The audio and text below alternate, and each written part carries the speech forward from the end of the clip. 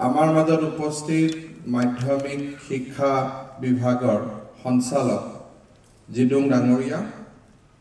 আমাৰ মাজত উপস্থিত সেৱাৰ সচিব কমলজ্যোতি গগৈ ডাঙৰীয়া, আমাৰ বিভাগৰ তালুকদাৰ ডাঙৰীয়া মমতা হুজাই ডাঙৰীয়ানী, মঞ্চত উপবিষ্ট বিষয়া কৰ্মচাৰীসকল, অসমৰ বিভিন্ন স্থানৰ পৰা আজি নিযুক্তি পত্ৰ ল'বলৈ অহা প্ৰধান শিক্ষক শিক্ষয়িত্ৰী আৰু সহকাৰী প্ৰধান শিক্ষক শিক্ষয়িত্ৰীসকল, সংবাদ মাধ্যমৰ বন্ধু বান্ধৱীসকল আৰু উপস্থিত ৰাইজ। আমাৰ বহুদিনৰ পৰা এটা বিশেষ সমস্যা হৈ আছিলে অসমৰ শিক্ষা বিভাগত যে হায়াৰ ছেকেণ্ডাৰী স্কুলে হওক বা হাই স্কুলে হওক, এই গোটেই অনুষ্ঠানবিলাকত স্থায়ী প্ৰধান শিক্ষক শিক্ষয়িত্ৰী নাছিলে। 2011 চনত আমি মাধ্যমিক শিক্ষা বিভাগে বিধি অনুসৰি আমি প্ৰধান শিক্ষক শিক্ষয়িত্ৰী উচ্চতৰ মাধ্যমিক বিদ্যালয়ৰ প্ৰিন্সিপাল আদি নিযুক্তি কৰাৰ চেষ্টা কৰিছিলোঁ আৰু 2012 চনত আমি প্ৰায় 900 মান প্ৰধান শিক্ষক শিক্ষয়িত্ৰীক এটা বহুদিনীয়া আদালতৰ যুঁজৰ পিছত আমি নিযুক্তি দিবলৈ সক্ষম হৈছিলোঁ। কিন্তু পৰৱৰ্তী সময়ত বিষয়টোৱে আকৌ আদালতৰ কাষ পাইগৈ, গুৱাহাটীৰ পৰা গৈ উচ্চতম ন্যায়ালয় পৰ্যন্ত এই গোচৰ যায় আৰু তাৰ ফলত প্ৰধান শিক্ষক শিক্ষয়িত্ৰীৰ নিযুক্তিৰ প্ৰক্ৰিয়াটো আকৌ এবাৰ স্থবিৰ হৈ পৰিছিলে। ঠিক তেনেদৰে হায়াৰ ছেকেণ্ডাৰী স্কুলৰ অধ্যক্ষৰ নিযুক্তিও প্ৰায় 25 বছৰ ধৰি স্থায়ী অধ্যক্ষৰ নিযুক্তি বন্ধ হৈ আছিলে। যোৱা এটা বছৰে আমি শিক্ষা বিভাগত যিবিলাক সংস্কাৰমূলক ব্যৱস্থা হাতত লৈছিলোঁ বা যোৱা এটা বছৰে আমি যিখিনি কাম কৰিবলৈ সক্ষম হৈছিলোঁ বা আমি কৰিম বুলি ভাবিছিলোঁ, তাৰ ভিতৰত বিদ্যালয়সমূহৰ স্থায়ী প্ৰধান শিক্ষক শিক্ষয়িত্ৰীৰ নিযুক্তিও আমাৰ অগ্ৰাধিকাৰৰ ভিতৰত আছিলে আৰু আমি যিমান পাৰোঁ দায়িত্ব লোৱাৰ দিনৰ পৰা খুব সোনকালে প্ৰধান শিক্ষক শিক্ষয়িত্ৰীখিনি নিযুক্তিৰ ব্যৱস্থা কৰাৰ বাবে আমি আশা কৰিছিলোঁ। ইতিমধ্যে আমি উচ্চতৰ মাধ্যমিক ক্ষেত্ৰত এই নিযুক্তিৰ প্ৰক্ৰিয়া আমি সম্পূৰ্ণ কৰিছোঁ আৰু এতিয়া যি বিদ্যালয় যেনেকৈ খালী থাকে তেনেকৈ মেনেজিং কমিটিসমূহে এডভাৰটাইজ কৰিব, আইনৰ এতিয়া কোনো বাধা নাই আৰু এতিয়া কলেজৰ দৰে বা আন অফিচৰ দৰে এটা নিৰন্তৰভাৱে উচ্চতৰ মাধ্যমিক বিদ্যালয়ৰ অধ্যক্ষৰ পদসমূহ পূৰণ কৰাৰ ব্যৱস্থা কৰা হৈছে। হাইস্কুলৰ ক্ষেত্ৰতো আজিৰ পৰা আপোনালোকৰ মাজত বহুতে ইনচাৰ্জ হেডমাষ্টাৰ হৈ আছিলে বা বহুতে শিক্ষক হৈ আছিলে। আজি আমি 625 গৰাকী শিক্ষক শিক্ষয়িত্ৰীক, ইয়াৰ ভিতৰত অভিয়াছলি BTAD কাৰ্বি আংলং নৰ্থ কাছাৰ আমি ইয়াত ধৰা নাই, তেওঁলোকে সুকীয়াকৈ নিযুক্তি দিব। আমি বাকী জিলাকেইখনৰ 625 গৰাকী প্ৰধান শিক্ষক শিক্ষয়িত্ৰীক আমি স্থায়ীভাৱে নিযুক্তি দিম আৰু সহকাৰী প্ৰধান শিক্ষক শিক্ষয়িত্ৰী হিচাপে আজি আমি 147 গৰাকী প্ৰাৰ্থীক বা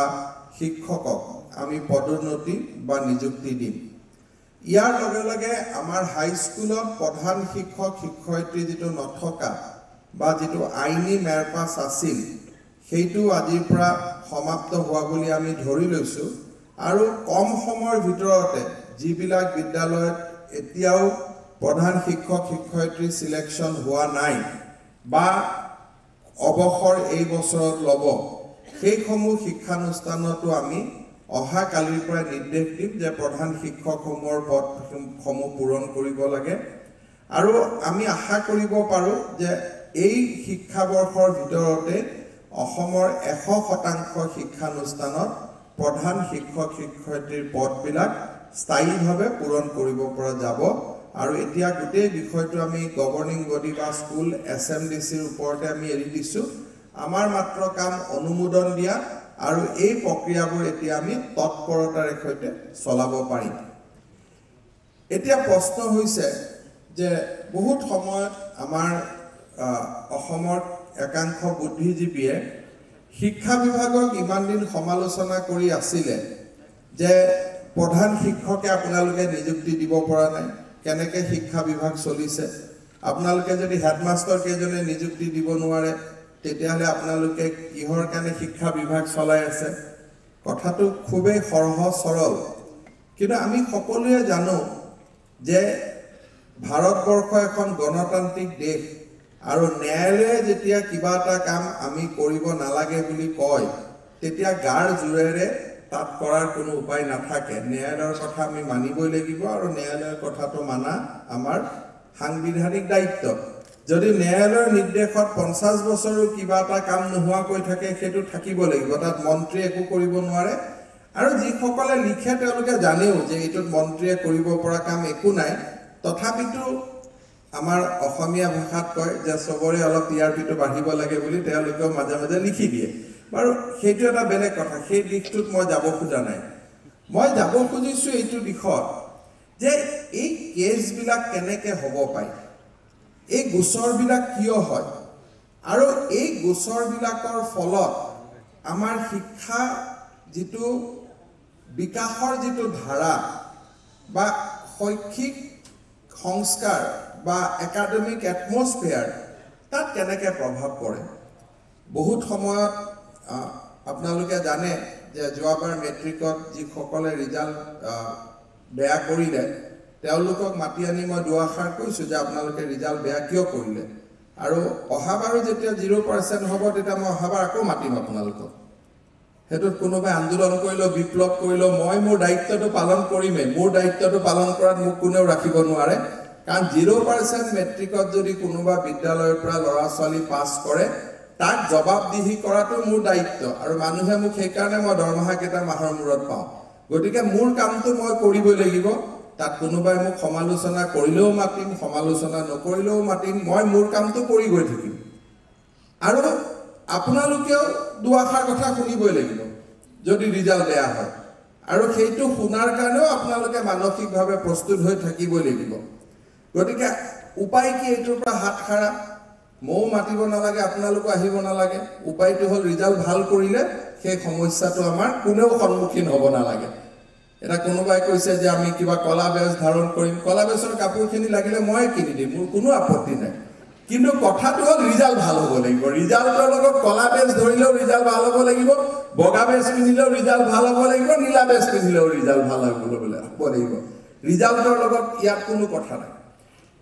মই শিক্ষা বিভাগত আজি 3 বছৰ ধৰি জড়িত হৈ আছোঁ, আৰু মই চাইছোঁ যে ৰিজাল্ট কিয় বেয়া হয় আৰু ৰিজাল্ট বেয়া হোৱাৰ কাৰণবিলাক কি। মোক আপোনালোকে অনুগ্ৰহ কৰি বেয়া নাপাব, মই ভাবোঁ যে বহুত সময়ত শিক্ষক শিক্ষয়িত্ৰীসকলে কয়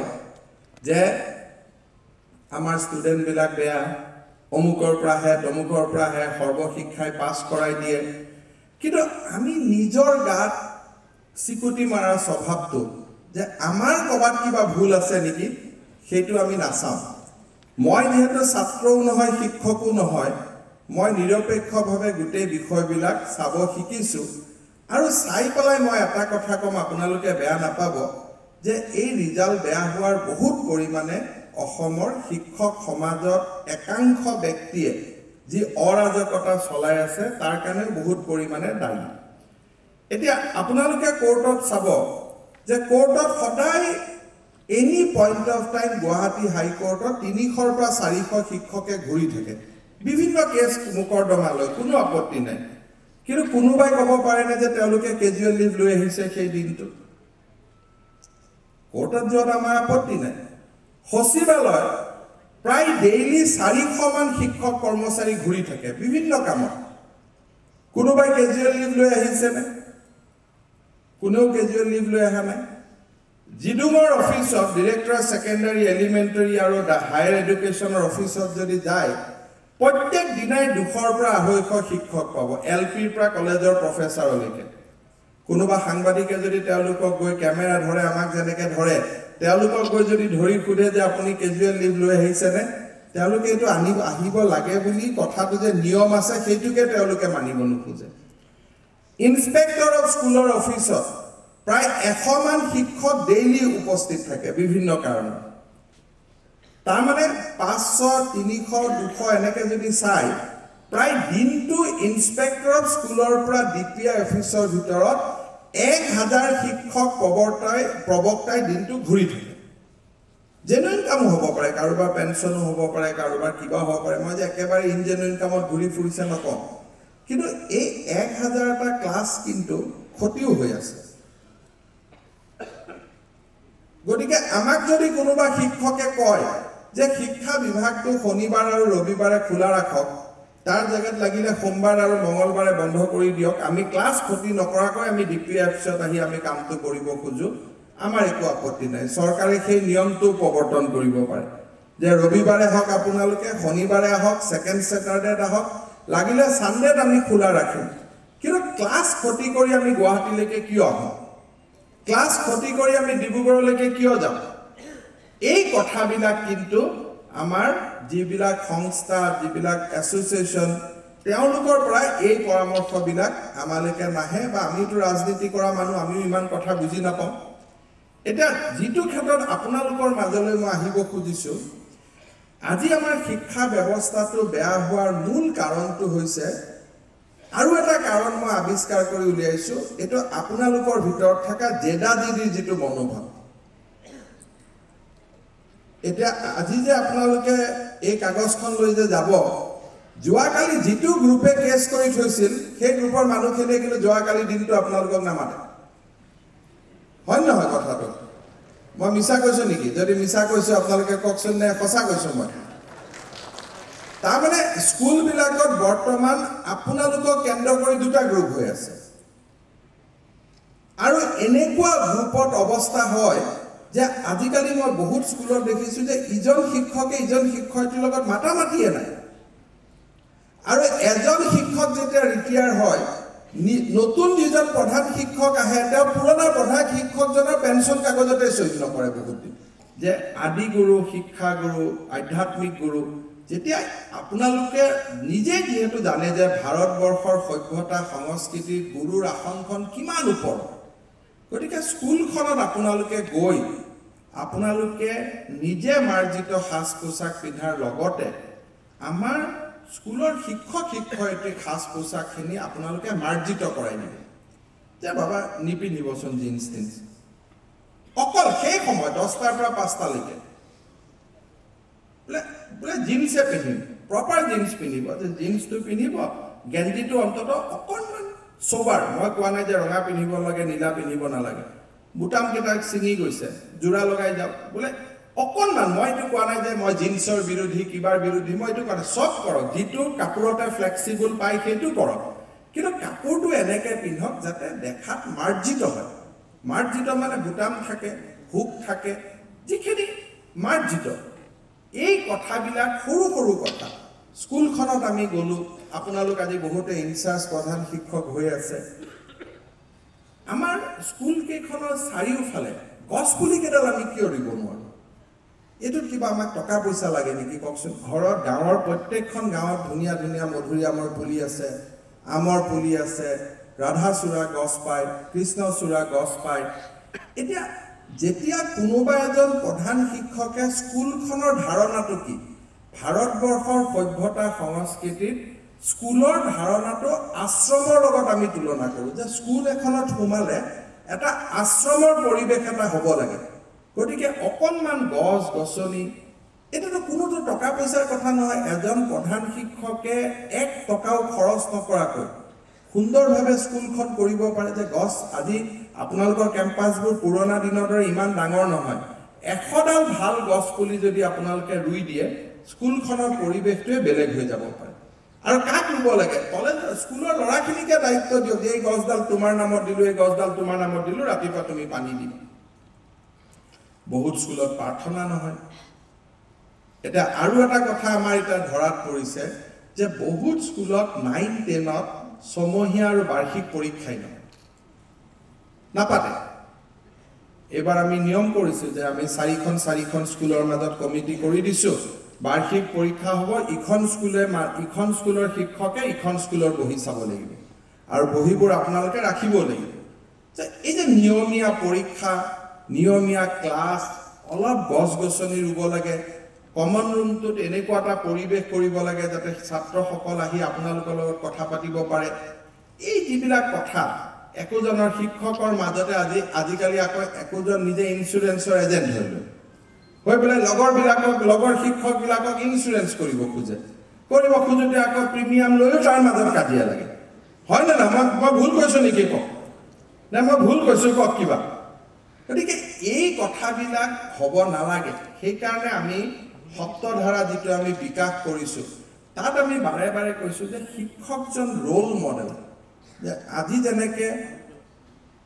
শচীন তেণ্ডুলকাৰক চালে তেওঁক ৰোল মডেল বুলি আমি কওঁ নৰেন্দ্ৰ মোদীক ডাঙৰীয়াক চালে আমি তেওঁক ৰোল মডেল বুলি কওঁ কালি সৰু ঘটনা চাব কালি ৰাজ্যসভাৰ ইলেকশ্যন হৈছে আপোনালোকে সৰু সৰু কথাবোৰ চাব ৰাজ্যসভাৰ ইলেকশ্যন হৈছে প্ৰধানমন্ত্ৰী নৰেন্দ্ৰ মোদী ডাঙৰীয়াই ভোট দিব গৈছে কিন্তু ৰাজ্যসভাত এটা নিয়ম আছে যে ভোট দিব গ'লে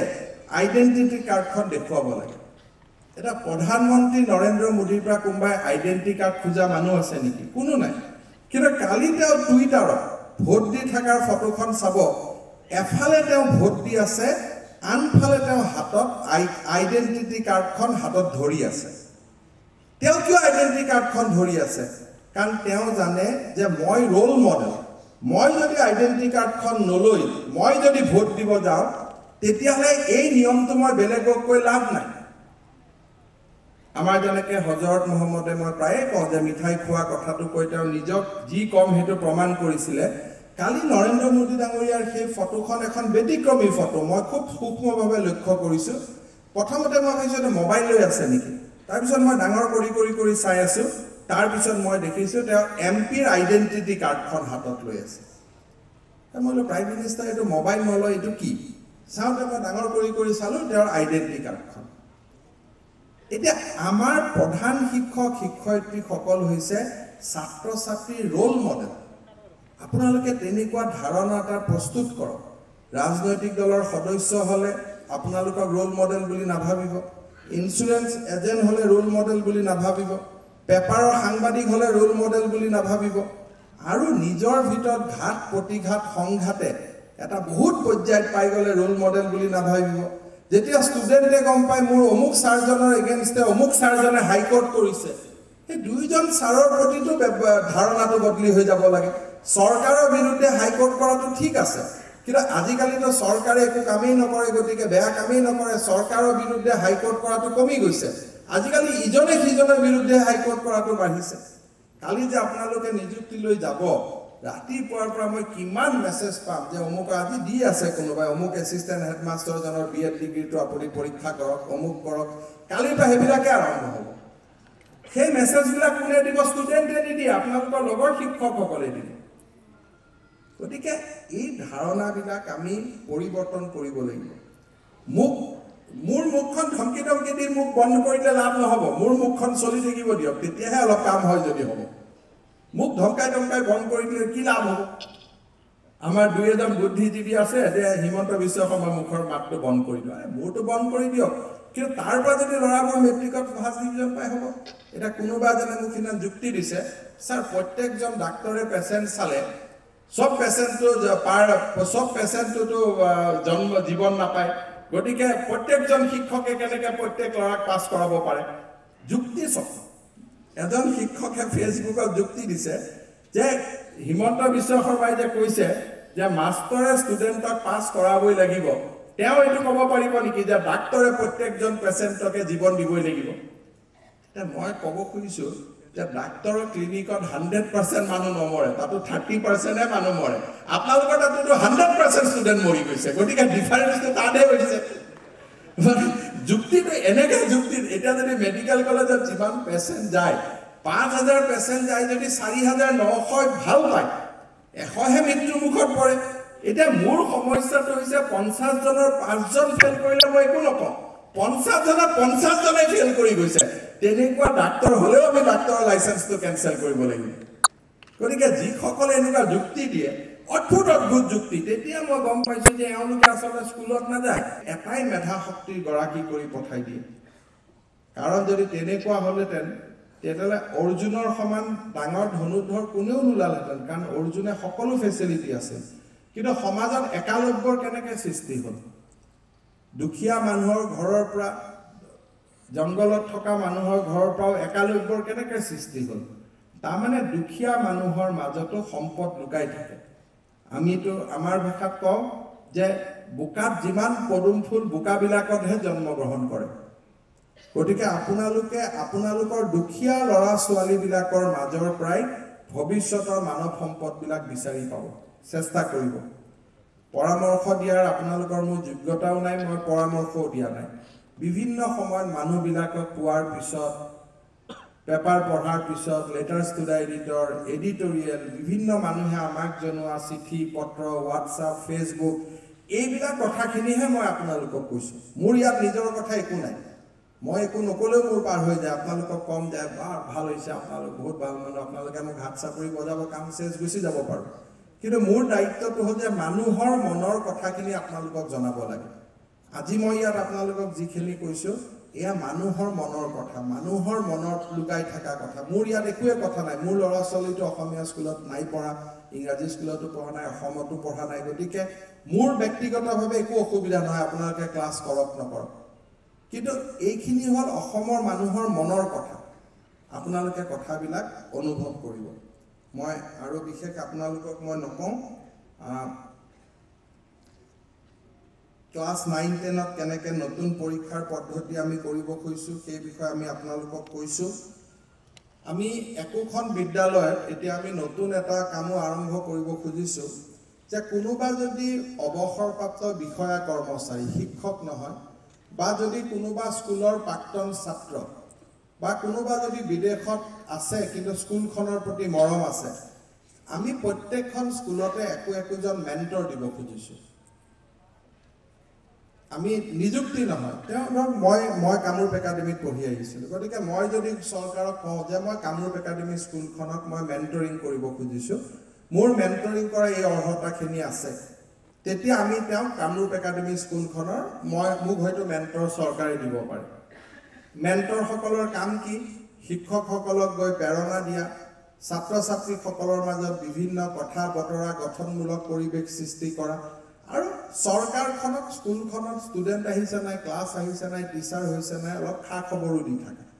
গতিকে আমি অসমৰ স্কুলবিলাকত হাইস্কুল হায়াৰ ছেকেণ্ডেৰীবিলাকত আমি একোজন মেণ্টৰ ৰিটায়াৰ্ড IAS অফিচাৰ হ'ব পাৰে ৰিটায়াৰ্ড ACS অফিচাৰ হ'ব পাৰে ৰিটায়াৰ্ড বেংকৰ কৰ্মচাৰী হ'ব পাৰে ৰিটায়াৰ্ড মিলিটাৰী অফিচাৰ হ'ব পাৰে ৰিটায়াৰ্ড হৈ গাঁৱত আছে তেওঁলোকেও সমাজত কিবা এটা অৰিহণা যোগাব খোজে আমি তেওঁলোকক টকা পইচা নিদিওঁ কিন্তু তেওঁলোকৰ যাতে সামাজিক শক্তিখিনি তেওঁলোকে স্কুলখনৰ উন্নয়নৰ কামত লগাব পাৰে তাৰ কাৰণে আমি মেণ্টৰিং স্কিম এটা আৰম্ভ কৰিছোঁ আমি অহা ছেপ্টেম্বৰ মাহত তাৰ প্ৰক্ৰিয়া আমি আৰম্ভ কৰিম যাতে আমি স্কুলবিলাকৰ কিছুমান ফিডবেক আমি পাই থাকোঁ আমি হস্পিটেলবিলাকতো মেণ্টৰ দিব খুজিছোঁ হাইস্কুল হায়াৰ ছেকেণ্ডেৰীবিলাকত আমি একোজন মেণ্টৰ দিব খুজিছোঁ আৰু মেণ্টৰজন অভিয়াছলি শিক্ষিত হ'ব লাগিব সামাজিকভাৱে শ্ৰদ্ধাৱান ব্যক্তি হ'ব লাগিব আৰু স্কুলখনৰ মেনেজিং কমিটিতকৈ তেওঁৰ ৰোলটো অলপ বেলেগ হ'ব মেনেজিং কমিটিয়ে প্ৰশাসন চায় এওঁ শৈক্ষিক দিশটো চাব সেই কামবিলাকো আমি অলপ কৰিব খুজিছোঁ অলপ আমি মানে সহজ সৰল ভাষাত অলপ মানসিকভাৱে আমি যাতে সকলোৱে অলপ হেঁচাৰ মাজত থাকোঁ তেনেকুৱা পৰিৱেশ আমি সৃষ্টি কৰিব খুজিছোঁ যেনেকৈ মন্ত্ৰীসকলে এছেম্বলি আহিলে 4 ছেপ্টেম্বৰত এছেম্বলি মোৰ আজিৰ পৰাই ভয় লগা আৰম্ভ হৈছে বা কি বা প্ৰশ্ন সোধে কাৰণ এছেম্বলি আহে তেনেকৈ প্ৰধানমন্ত্ৰী অহাৰ দিনাখন ভয় লাগে আহিলে বা কি সোধে তেনেকৈ আমাৰ যি ইনস্পেক্টৰ ব্যৱস্থাটো নোহোৱা হৈ গ'ল এজন ইনস্পেক্টৰে চাব নোৱাৰে কাৰণ তেওঁ দৰমহাৰ চেলাৰী বিল বনোৱা সম্ভৱ নহয় তাৰ জেগাত আমি মেণ্টৰিঙৰো নতুন স্কিম এটা আমি আৰম্ভ কৰিব খুজিছোঁ যাতে শৈক্ষিক দিশবিলাক আমি পাই থাকিব পাৰোঁ এই কথাবিলাক হ'ব শিক্ষা ব্যৱস্থাটো কিন্তু যিয়ে আমি নকৰোঁ কিয় শিক্ষকসকলৰ প্ৰচেষ্টাটো আমি কেতিয়াও ছাপ্লিমেণ্ট কৰিব ৰিপ্লেচ কৰিব নোৱাৰোঁ ছাপ্লিমেণ্ট বা কমপ্লিমেণ্ট কৰিব পাৰিম ৰিপ্লেচ কৰিব নোৱাৰোঁ সেইকাৰণে আপোনালোক হৈছে আমাৰ এই গোটেই সংস্কাৰৰ পূজাৰীজন হৈছে আপোনালোক গতিকে আপোনালোকে যাতে নিজৰ দায়িত্ব পালন কৰে, খুব ভালকৈ পালন কৰে, তাকে মই অনুৰোধ কৰিছোঁ। মই শিক্ষা বিভাগৰ বিষয়া কৰ্মচাৰীসকলক ধন্যবাদ দিছোঁ যে যোৱা 6 মাহৰ ভিতৰত আমি প্ৰায় 1000 প্ৰধান শিক্ষক শিক্ষয়িত্ৰী বা প্ৰিন্সিপাল আমি নিযুক্তি কৰিব পাৰিছোঁ। যোৱা এবছৰত আমি প্ৰায় 30,000 বিভিন্ন ধৰণে শিক্ষকক আমি নিযুক্তি দিবলৈ সক্ষম হৈছোঁ। কৰবাত ৰেগুলাৰাইজ কৰিছোঁ, কৰবাত নিযুক্তি দিছোঁ। আমি সেৱাত প্ৰথমবাৰৰ বাবে আমি কম্পাৰ্টমেণ্টেল পৰীক্ষা পাতিলোঁ। 1 লাখ ল'ৰা ছোৱালীয়ে মেট্ৰিক দিলে। আকৌ 3 মাহৰ ভিতৰত দুবাৰকৈ মেট্ৰিক পাতা কিমান কষ্টৰ কাম, কিন্তু এই গোটেই কামবিলাক আমি সমাধান কৰিব খুজিছোঁ, চেষ্টা কৰিছোঁ। আৰু আমাৰ কথাটো হ'ল এটাই যে আমাক আপোনালোকৰ পৰা কোনো ৰাজনৈতিক লাভ নালাগে। 7 পে কমিশ্যন পাইছে, আমি কোনো আন্দোলন নকৰাকৈ দি দিছোঁ। এতিয়া আমাক আপোনালোকৰ পৰা একো ৰাজনৈতিক মুনাফা নালাগে। আমাক মাত্ৰ এটাই লাগে যাতে বিদ্যালয়খনৰ পৰিৱেশ ভাল হয়। আপোনালোকে চেষ্টা কৰিব, তাকে মই অনুৰোধ কৰি পুনৰ এবাৰ আপোনালোক আটাইকে মোৰ ফালৰ পৰা ধন্যবাদ আৰু কৃতজ্ঞতা জনাই মই মোৰ বক্তব্য সামৰণি মাৰিছোঁ। ধন্যবাদ।